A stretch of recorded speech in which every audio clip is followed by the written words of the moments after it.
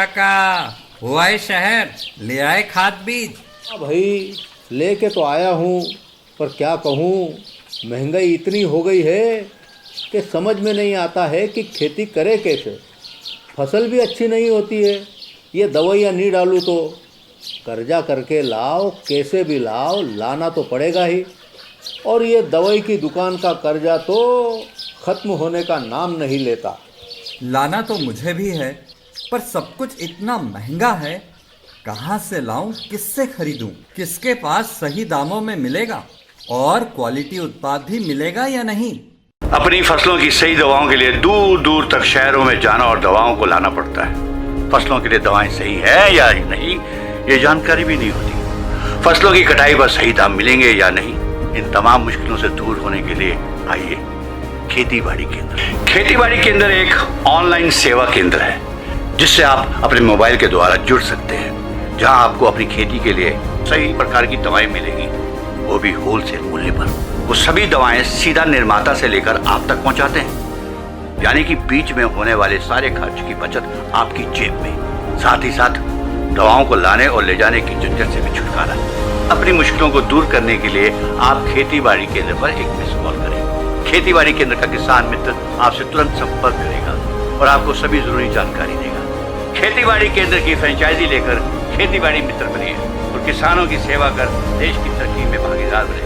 आज ही संपर्क करें नीचे दिए गए नंबर पर और खेती बाड़ी केंद्र से जुड़े। ये है खेती बाड़ी केंद्र ऐप। अच्छा, किसानों की सरदारी, उन्नत खेती बाड़ी। खेती बाड़ी केंद्र, देश के अन्नदाता की दुकान।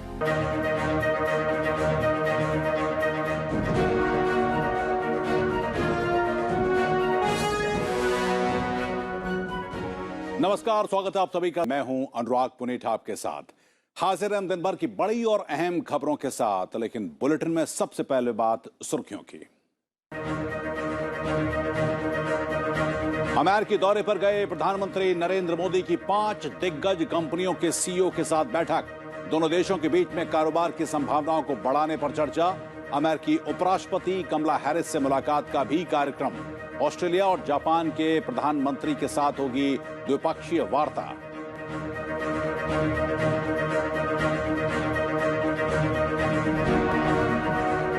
प्रधानमंत्री मोदी की कल वॉशिंगटन में अमेरिकी राष्ट्रपति जो बाइडेन के साथ शिखर बैठक। रक्षा, सहयोग, ऊर्जा, जलवायु परिवर्तन और अफगानिस्तान समेत कई और अहम मुद्दों पर होगी बातचीत।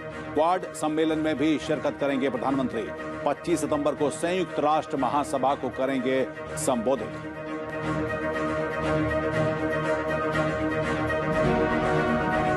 प्रधानमंत्री मोदी की टीकों के प्रमाण पत्र को पारस्परिक मान्यता देकर अंतर्राष्ट्रीय यात्रा को आसान बनाने की सलाह। वीडियो कॉन्फ्रेंसिंग के जरिए कोविड-19 वैश्विक सम्मेलन को किया संबोधित। कहा, जल्द दूसरे देशों को टीकों की आपूर्ति बहाल करेगा भारत। आतंकवाद के लिए नहीं हो अफगानिस्तान की जमीन का इस्तेमाल। G20 विदेश मंत्रियों की बैठक में विदेश मंत्री जयशंकर का बयान।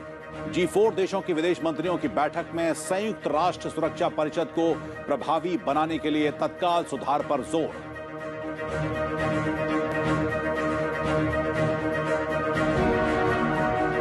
वायु प्रदूषण को तेजी से कम करने पर विश्व स्वास्थ्य संगठन का जोर। 15 साल बाद जारी किए गए नए सख्त दिशा निर्देश। कहा, हर साल 70 लाख लोगों की जाती है जान। केंद्रीय पर्यावरण मंत्री की वायु प्रदूषण कार्य योजना पर NCR राज्यों के साथ बैठक।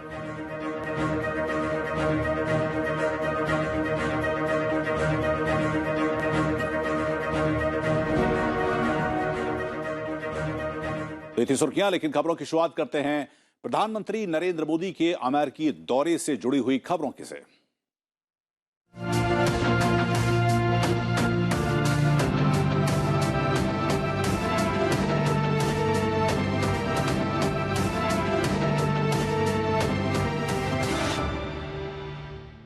प्रधानमंत्री नरेंद्र मोदी अमेरिका के दौरे पर हैं। यात्रा के दौरान वो क्वाड शिखर सम्मेलन और संयुक्त राष्ट्र महासभा को भी संबोधित करेंगे। आज देर रात प्रधानमंत्री की अमेरिकी उपराष्ट्रपति कमला हैरिस से भी मुलाकात होगी। इसके अलावा वो ऑस्ट्रेलिया और जापान के प्रधानमंत्रियों के साथ द्विपक्षीय वार्ता करेंगे। प्रधानमंत्री मोदी कल अमेरिका के राष्ट्रपति जो बाइडेन के साथ द्विपक्षीय बैठक करेंगे।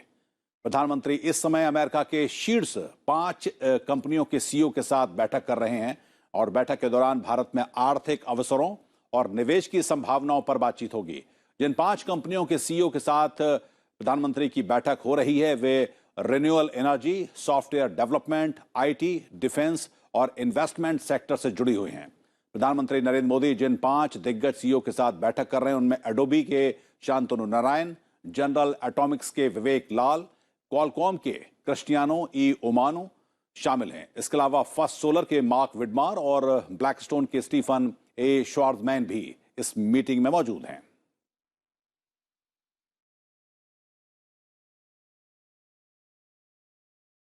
इससे पहले प्रधानमंत्री मोदी अमेरिकी यात्रा के पहले पड़ाव में वॉशिंगटन डीसी पहुंचे। वॉशिंगटन पहुंचने पर प्रधानमंत्री का भव्य स्वागत किया गया। अमेरिकी सरकार की ओर से प्रबंधन और संसाधन राज्य उपमंत्री टी.एच. ब्रायन मैककॉन ने प्रधानमंत्री की अगवानी की।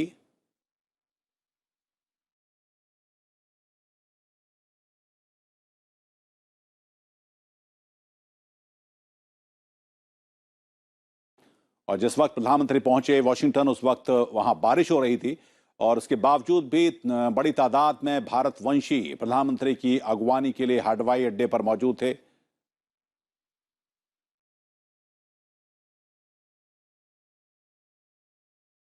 और जैसे ही प्रधानमंत्री का विमान वॉशिंगटन पहुंचा लोग खुशी से उनसे मिलने के लिए आगे आए। भारतीय अमेरिकी समुदाय के लोगों ने प्रधानमंत्री का गर्मजोशी के साथ स्वागत किया।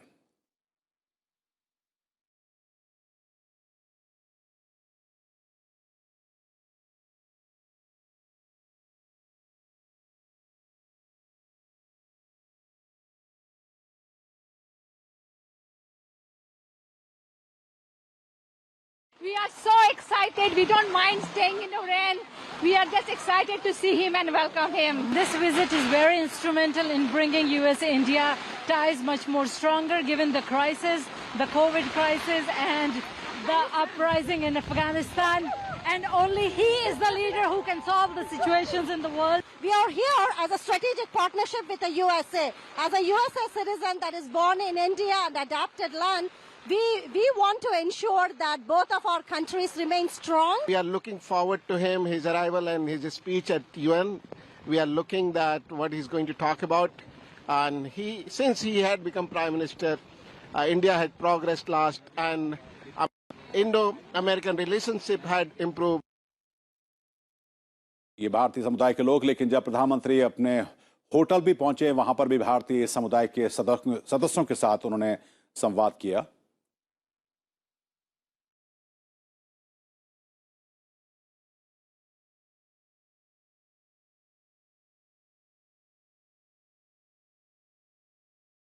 गुरुवार की देर रात को वॉशिंगटन पहुंचने से पहले प्रधानमंत्री नरेंद्र मोदी ने अपने अमेरिकी दौरे के दौरान विमान यात्रा की फोटो को अपने ट्विटर हैंडल पर शेयर भी किया।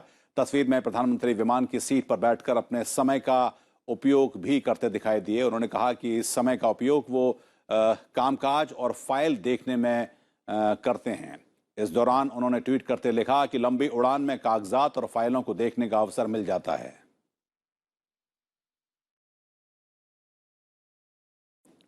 उधर प्रधानमंत्री ने कल अमेरिका रवाना होने से पहले कहा था कि उनकी यात्रा व्यापक वैश्विक रणनीतिक साझेदारी को मजबूत करने का अवसर प्रदान करेगी और भारत के रणनीतिक साझेदार जापान और ऑस्ट्रेलिया के साथ संबंध और मजबूत होंगे और महत्वपूर्ण वैश्विक मुद्दों पर सहयोग बढ़ाया जा सकेगा।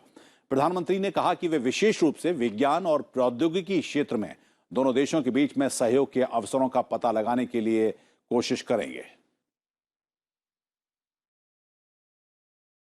और अमेरिकी यात्रा के दौरान कल प्रधानमंत्री मोदी की अमेरिकी राष्ट्रपति जो बाइडेन के साथ द्विपक्षीय बैठक होगी जिसमें कोविड टीकाकरण, रक्षा सहयोग, ऊर्जा, जलवायु परिवर्तन और साथ ही अफगानिस्तान के अलावा वैश्विक सुरक्षा चुनौतियों पर बातचीत होगी। इसके साथ ही वो क्वाड शिखर सम्मेलन में भी हिस्सा लेंगे। अमेरिकी यात्रा के दौरान प्रधानमंत्री नरेंद्र मोदी का काफी व्यस्त कार्यक्रम है। ऑस्ट्रेलिया के प्रधानमंत्री स्कॉट मॉरिसन, जापान के प्रधानमंत्री योशिहिदे सुगा और अमेरिका के राष्ट्रपति जो बाइडेन के साथ अलग अलग द्विपक्षीय बैठक करेंगे। इसके अलावा क्वाड शिखर सम्मेलन में शिरकत और संयुक्त राष्ट्र महासभा के सत्र को संबोधित करेंगे। 6 broad elements. So, first is, of course, the bilateral meeting with President Biden. Second is the meeting with the Vice President Kamala Harris. Third is the Quad Summit. Fourth is the interactions with Prime Ministers of Australia and Prime Minister of Japan separately. प्रधानमंत्री शुक्रवार को अमेरिकी राष्ट्रपति Joe Biden के साथ शीर्ष बैठक में शामिल होंगे। दोनों नेताओं के बीच व्यापार, निवेश, रक्षा और सुरक्षा के क्षेत्रों में संबंधों को और बेहतर करने के तरीकों पर चर्चा की उम्मीद है। जनवरी 2021 में अमेरिकी राष्ट्रपति बनने के बाद उनकी प्रधानमंत्री के साथ पहली प्रत्यक्ष मुलाकात होगी। हमारा जो ब्रॉड एरिया ऑफ कोऑपरेशन है और पार्टनरशिप है, इंक्लूडिंग स्ट्रैटेजिक एरिया में और हेल्थ केयर में, डिजिटल आईटी में, एनवायरनमेंट और क्लाइमेट चेंज पे और एजुकेशन एंड नॉलेज पार्टनरशिप पे, ये 5 ब्रॉड एरियाज हैं जिसमें दोनों देश एक दूसरे के साथ क्लोजली कोऑपरेट करेंगे। क्वाड शिखर सम्मेलन प्रधानमंत्री नरेंद्र मोदी की अमेरिका यात्रा का दूसरा बड़ा कार्यक्रम होगा। प्रधानमंत्री 24 सितंबर को ही अमेरिका के वॉशिंगटन में ऑस्ट्रेलिया के प्रधानमंत्री स्कॉट मॉरिसन, जापान के प्रधानमंत्री योशिहिदे सुगा और अमेरिका के राष्ट्रपति जो बाइडेन के साथ क्वाड नेताओं के शिखर सम्मेलन में हिस्सा लेंगे। वॉशिंगटन में अपनी बैठकों के बाद प्रधानमंत्री 25 सितंबर को संयुक्त राष्ट्र महासभा में शरीक होने के लिए न्यूयॉर्क की यात्रा करेंगे। न्यूयॉर्क में 25 सितंबर को प्रधानमंत्री संयुक्त राष्ट्र महासभा को संबोधित करेंगे, जिसमें कोविड-19 महामारी, आतंकवाद से निपटने की जरूरत, जलवायु परिवर्तन और अन्य महत्वपूर्ण मुद्दों सहित वैश्विक चुनौतियों पर ध्यान केंद्रित किया जाएगा। प्रधानमंत्री मोदी बुधवार को अमेरिकी राष्ट्रपति जो बाइडेन की तरफ से वर्चुअल तौर पर आयोजित किए गए ग्लोबल कोविड-19 समिट का भी हिस्सा बने।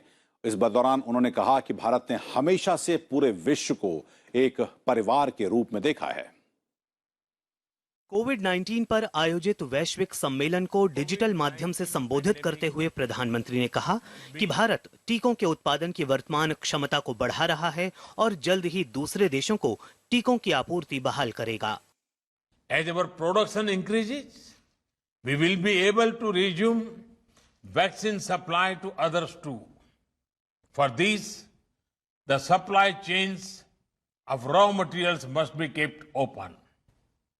With our Quad partners, we are leveraging India's manufacturing strength to produce vaccines for the Indo-Pacific region.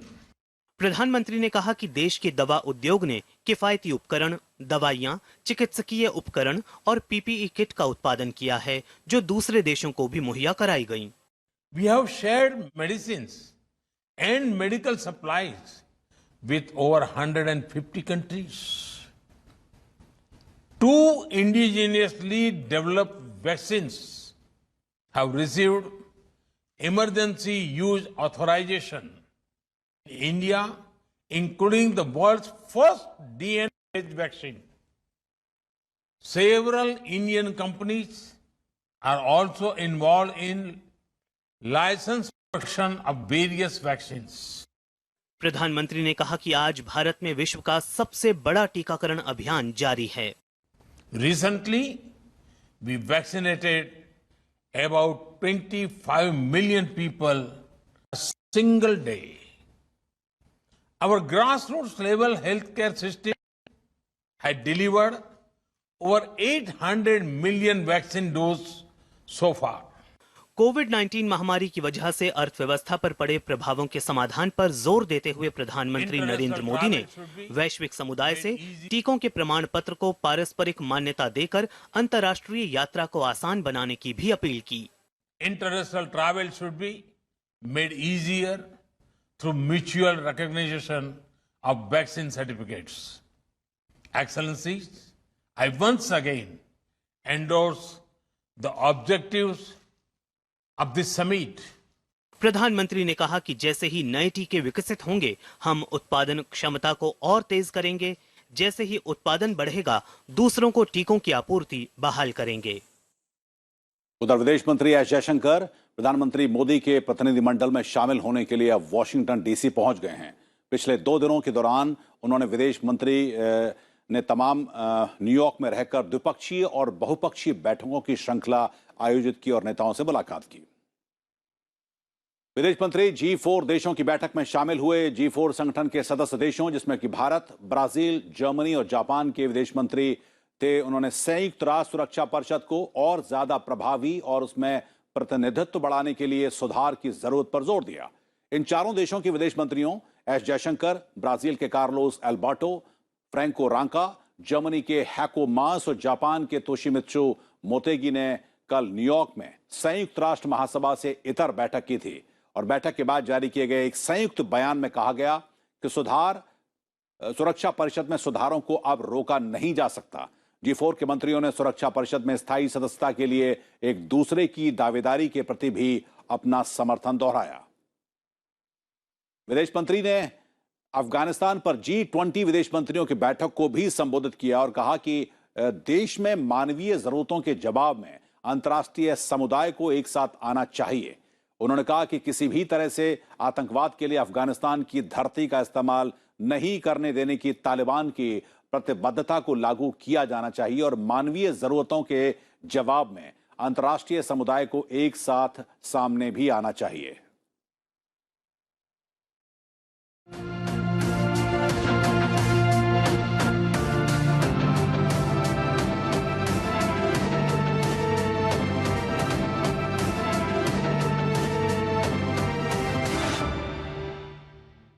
और अब दूसरी खबरों पर नजर। उपराष्ट्रपति एम वेंकैया नायडू ने विनिर्माण, कृषि समेत दूसरे क्षेत्रों में वैश्विक केंद्रों का सृजन करने का आह्वान किया है। भारतीय उद्योग परिसंघ की तरफ से आयोजित किए गए mistake south global linkage summit 2025 तक $1.5 ट्रिलियन की अर्थव्यवस्था की ओर वर्चुअली को संबोधित करते हुए उन्होंने कहा कि निवेश आकर्षित करने के लिए सर्वोत्तम प्रथाओं को अपनाया जाना चाहिए। उपराष्ट्रपति एम वेंकैया नायडू ने उद्योग जगत से सतत आर्थिक विकास के लिए सुधारों को लागू करने के बारे में सरकार के साथ मिलकर काम करने की अपील की है। उपराष्ट्रपति ने कहा कि ये समय की मांग है कि ऐसे काम शुरू किए जाएं जो अर्थव्यवस्था को उच्च विकास की पटरी पर वापस ले आएं। इस मौके पर उपराष्ट्रपति ने दक्षिणी राज्यों को ईज ऑफ डूइंग बिजनेस पर ध्यान केंद्रित करने और सर्वोत्तम प्रथाओं को भी अपनाने की सलाह दी। और अब वक्त है राज्यों से जुड़ी हुई अहम खबरों को जानने का।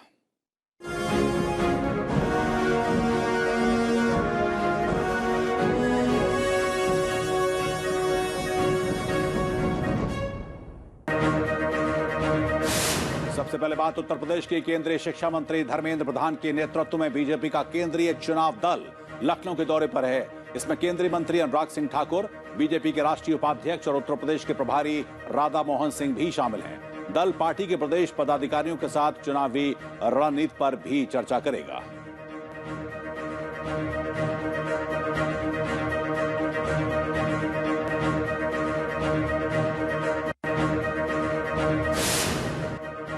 केंद्रीय सूचना प्रसारण और राज्य मंत्री डॉक्टर एल मुरुगन मध्य प्रदेश में उज्जैन के दौरे पर हैं। उन्होंने महाकालेश्वर मंदिर में दर्शन किए और सामुदायिक रेडियो स्टेशन रेडियो दस्तक का दौरा किया। इस अवसर पर उन्होंने स्थानीय समुदायों की भाषा के प्रसार पर जोर दिया।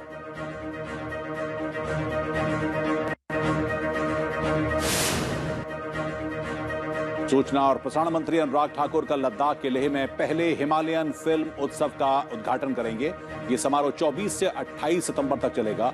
समारोह का आयोजन स्वाधीनता के 75 साल के सिलसिले में चल रहे आजादी के अमृत महोत्सव के तहत किया जा रहा है।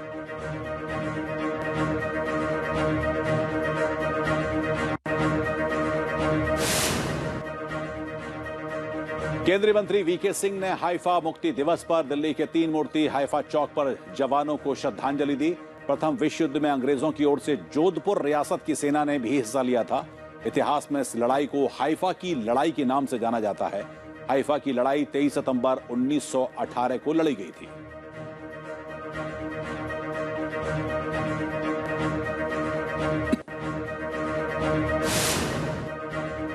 उत्तर प्रदेश में योगी सरकार ने अखाड़ा परिषद के अध्यक्ष महंत नरेंद्र गिरी मौत मामले की जांच अब सीबीआई से कराने की सिफारिश कर दी है। महंत नरेंद्र गिरी का शव सोमवार को प्रयागराज स्थित बाघंबरी मठ में पंखे से लटका हुआ मिला था। मामले की जांच फिलहाल 18 सदस्यीय एसआईटी कर रही थी।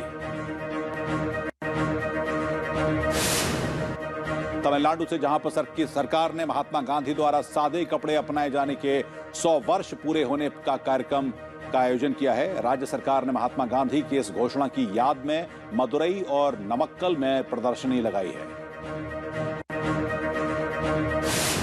गुजरात के अहमदाबाद में सरदार वल्लभ भाई पटेल अंतर्राष्ट्रीय हवाई अड्डे पर कोविड जांच की सुविधा शुरू की गई है। दुबई जाने के लिए नेगेटिव आरटी-पीसीआर जांच रिपोर्ट और रैपिड पीसीआर जांच रिपोर्ट जरूरी होने के बाद यह सुविधा शुरू की गई है। खबर जम्मू कश्मीर से, जहां के शोपिया जिले के केशवा गांव में सुरक्षा बलों के साथ मुठभेड़ में एक आतंकवादी मारा गया। उसकी पहचान अनायत अशरफ के रूप में हुई है। मारे गए आतंकवादी के पास से पिस्टल और विस्फोटक बरामद हुए।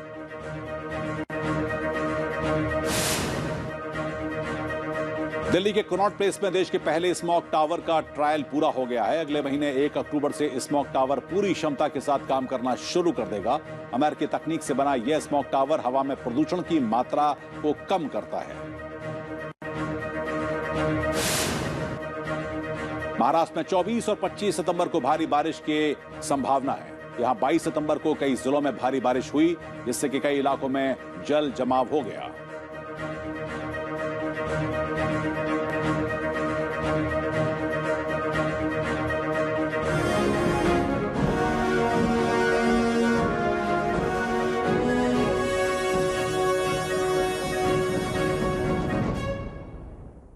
इलाज के कर्ज के बोझ तले दबे निम्न आय वर्ग लोगों को बचाने के लिए 23 सितंबर 2018 में शुरू की गई आयुष्मान भारत योजना ने आज 3 साल पूरे कर लिए हैं।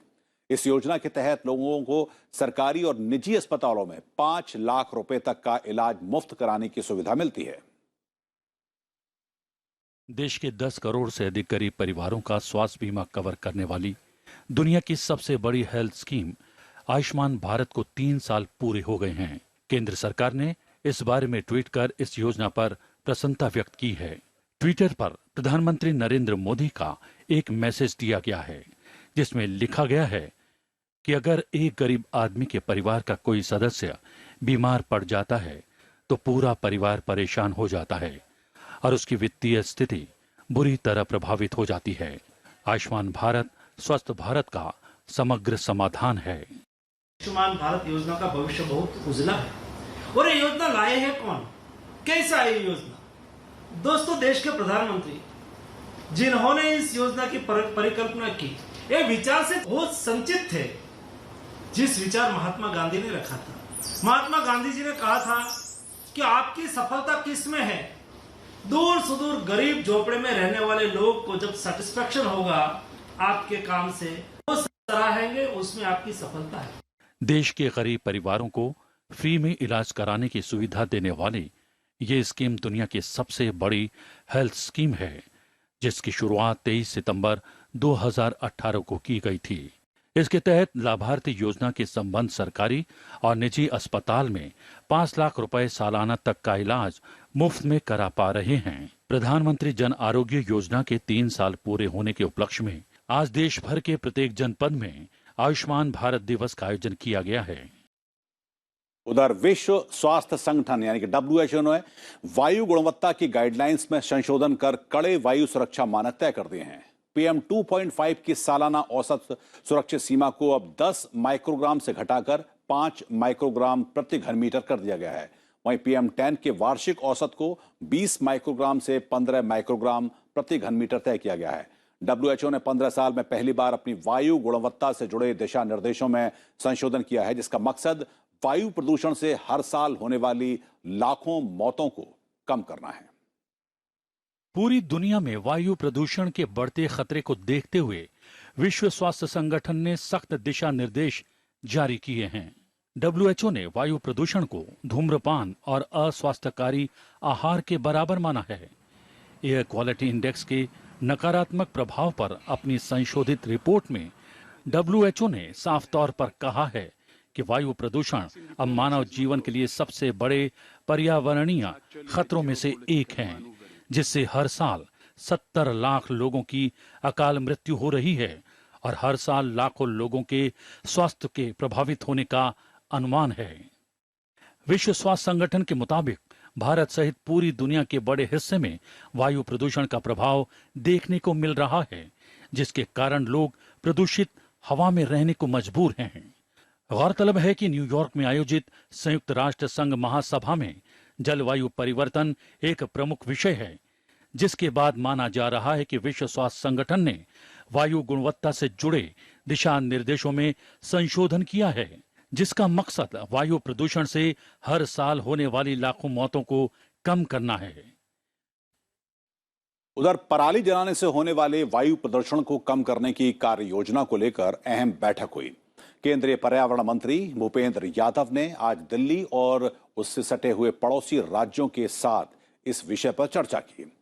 इसमें केंद्रीय पर्यावरण मंत्री ने हरियाणा के मुख्यमंत्री के अलावा पंजाब, उत्तर प्रदेश और राजस्थान के पर्यावरण मंत्री के साथ वायु प्रदूषण से निपटने पर चर्चा की। बैठक में पराली और कचरा जलाने के साथ साथ वाहनों से होने वाले प्रदूषण को कम करने के लिए राज्यों के बीच में सहयोग और कार्य योजनाओं के अमल पर बातचीत हुई। इसमें पूसा की जैव अपघटक प्रौद्योगिकी के उपयोग की योजना पर विचार किया गया। दिल्ली से सटे इलाकों में धान की कटाई का मौसम 15 अक्टूबर से 15 नवंबर के बीच में होता है और उसके बाद बड़े पैमाने पर पराली जलाने से प्रदूषण बढ़ जाता है। पंजाब, हरियाणा, राजस्थान, दिल्ली और उत्तर प्रदेश के पर्यावरण मंत्री एक बैठक बुलाई थी, जिसमें आने वाले सीजन में वायु प्रदूषण जो इस पूरे एनसीआर रीजन में होता है उसको कंट्रोल करने के लिए क्या क्या कदम उठाने हैं, उन सबकी समीक्षा की गई। उधर देश ने कोविड-19 टीकाकरण में 83 करोड़ के ऐतिहासिक आंकड़े को पार कर लिया है और बीते 24 घंटे में 71 लाख से ज्यादा खुराकें लगाई गई। अब तक लगभग 62 करोड़ लोगों को कोविड वैक्सीन की पहली डोज मिल गई है और 21.5 करोड़ लोगों को दोनों डोज मिल चुकी हैं। नीति आयोग के सदस्य डॉक्टर वीके पॉल ने कहा कि कोविड एसओपी के तहत दिव्यांग और घर से बाहर नहीं जा पाने वालों के लिए घर पर टीकाकरण की व्यवस्था की जाएगी। कि जो व्यक्ति जिनकी मोबिलिटी ऐसी है कि घर से बाहर लाके उनको टीका नहीं लग सकता, डिसेबिलिटी है, डिफरेंटली चैलेंज है या कोई स्पेशल नीड्स है कि उनको हम सेंटर तक नहीं ले जा सकते, उनके लिए प्रावधान कर दिया गया है। केंद्रीय स्वास्थ्य मंत्रालय के मुताबिक पिछले 24 घंटे में देश में लगभग 31,000 से अधिक कोरोना के नए मामले सामने आए हैं और उसमें से ज्यादातर मामले केरल और महाराष्ट्र से आए हैं। केंद्रीय स्वास्थ्य सचिव ने बताया कि कोरोना के सक्रिय मामलों की संख्या घटी है। इस समय देश में 3 लाख सक्रिय मामले बचे हैं और रिकवरी दर 97.8% है। लेकिन कोरोना भी खत्म नहीं हुआ है, इसलिए अभी भी लोगों को कोरोना प्रोटोकॉल का सख्ती से पालन किया जाना चाहिए।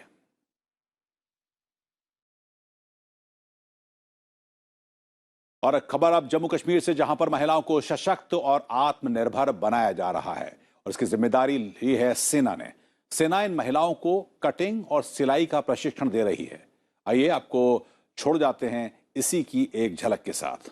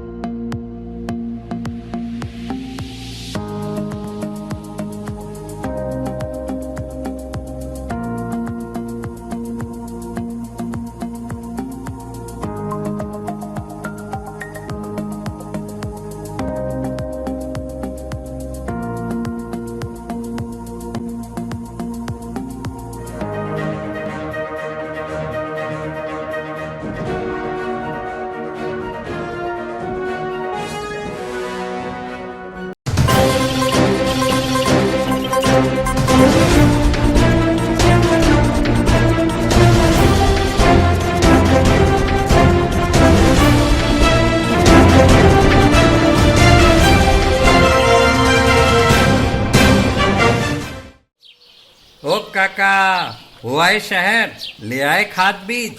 भाई लेके तो आया हूँ, पर क्या कहूँ, महंगाई इतनी हो गई है कि समझ में नहीं आता है कि खेती करे कैसे। फसल भी अच्छी नहीं होती है, ये दवाइयाँ नहीं डालूँ तो कर्जा करके लाओ, कैसे भी लाओ, लाना तो पड़ेगा ही। और ये दवाई की दुकान का कर्जा तो खत्म होने का नाम नहीं लेता। लाना तो मुझे भी है, पर सब कुछ इतना महंगा है, कहाँ से लाऊं, किससे खरीदूं, किसके पास सही दामों में मिलेगा और क्वालिटी उत्पाद भी मिलेगा या नहीं। अपनी फसलों की सही दवाओं के लिए दूर दूर तक शहरों में जाना और दवाओं को लाना पड़ता है। फसलों के लिए दवाएं सही है या नहीं, ये जानकारी भी नहीं होती। फसलों की कटाई पर सही दाम मिलेंगे या नहीं, इन तमाम मुश्किलों से दूर होने के लिए आइए खेती बाड़ी केंद्र। खेती बाड़ी केंद्र एक ऑनलाइन सेवा केंद्र है जिससे आप अपने मोबाइल के द्वारा जुड़ सकते हैं, जहां आपको अपनी खेती के लिए सही प्रकार की दवाएं मिलेंगी, वो भी होलसेल मूल्य पर। वो सभी दवाएं सीधा निर्माता से लेकर आप तक पहुंचाते हैं, यानी कि बीच में होने वाले सारे खर्च की बचत आपकी जेब में। साथ ही साथ दवाओं को लाने और ले जाने की झंझट से भी छुटकारा। अपनी मुश्किलों को दूर करने के लिए आप खेती बाड़ी केंद्र पर एक मिस कॉल करें। खेती बाड़ी केंद्र का किसान मित्र आपसे तुरंत संपर्क करेगा और आपको सभी जरूरी जानकारी देगा। खेती बाड़ी केंद्र की फ्रेंचाइजी लेकर खेती बाड़ी मित्र बनिए और किसानों की सेवा कर देश की तरक्की में भागीदार बने। आज ही संपर्क करें नीचे दिए गए नंबर पर और खेती बाड़ी केंद्र से जुड़े। ये है खेती बाड़ी केंद्र ऐप। अच्छा, किसानों की सरदारी, उन्नत खेती बाड़ी। खेती बाड़ी केंद्र, देश के अन्नदाता की दुकान।